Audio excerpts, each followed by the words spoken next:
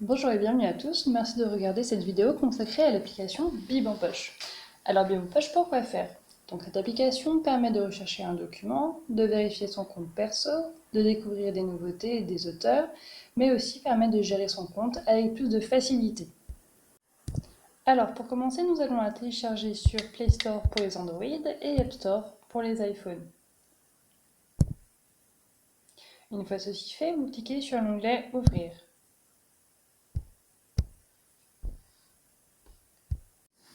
Alors Bib en poche, c'est pour qui?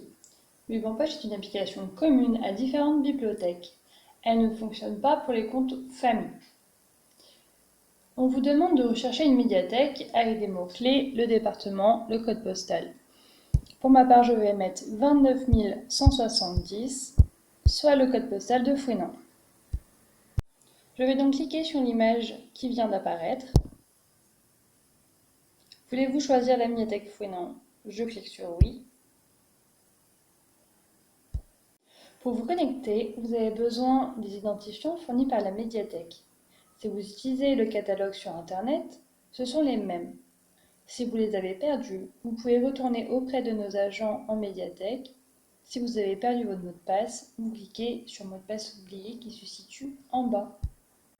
Sur l'écran d'accueil, nous pouvons voir les derniers achats réalisés par la médiathèque en les passant avec le tactile de droite à gauche.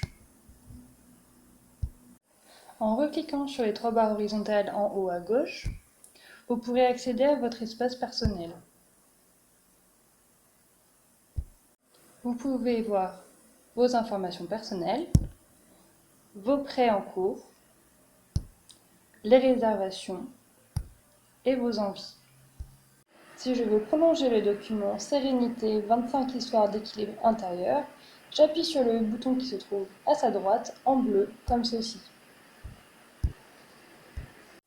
Si je veux annuler une réservation, je clique sur l'onglet Réservation et j'appuie sur la petite corbeille à droite en bleu du document comme ceci. On peut voir qu'il n'y a plus de réservation. Si je veux chercher un document, je clique sur la barre de recherche en haut. Je vais taper par exemple Dupuis. J'aurai accès à tous les documents mentionnant le mot Dupuis. Je vais prendre Lara la ronde des soupçons. Donc je peux voir plusieurs informations, son résumé, les documents similaires, mais aussi et surtout sa disponibilité. Ce document est indisponible. Ça signifie donc qu'il n'est pas disponible pour le moment à la médiathèque. Si je veux le réserver, je clique sur l'onglet en bleu Réserver. Veuillez choisir un site de retrait, je clique sur Médiathèque de Fouesnant. Confirmez-vous le site de retrait suivant, je clique sur Oui. Demande de réservation effectuée, OK.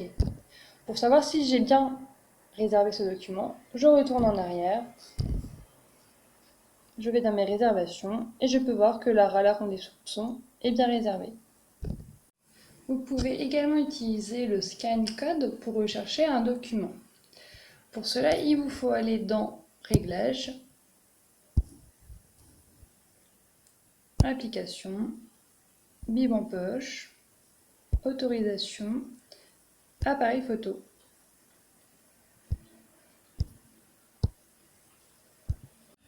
Pour scanner un document, vous appuyez sur le code barre qui se situe en haut à droite, comme ceci, et vous prenez un document, par exemple Christophe André, Sérénité, 25 histoires d'équilibre intérieur.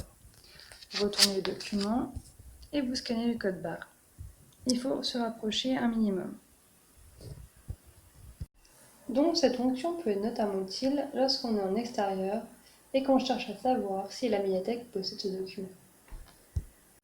Donc on peut voir que Sérénité, 25 histoires d'équilibre, est bien en médiathèque.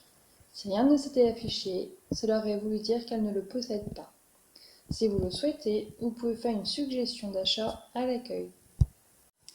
En retournant en arrière et en allant dans Informations pratiques, vous pourrez voir les informations concernant votre médiathèque, c'est-à-dire son adresse, ses horaires, son mail et aussi son numéro de téléphone. Voilà, maintenant vous savez comment utiliser Bib en poche. Cette application s'utilise essentiellement en dehors de la médiathèque et ne permet pas de connaître l'emplacement d'un document. Elle possède moins de filtres que celui du catalogue de la médiathèque. Pour une recherche plus poussée, je vous invite donc à utiliser le catalogue et pour de plus amples informations, un tuto existe appelé Effectuer une recherche dans le catalogue en ligne. Vous trouverez le lien en barre d'infos. Merci.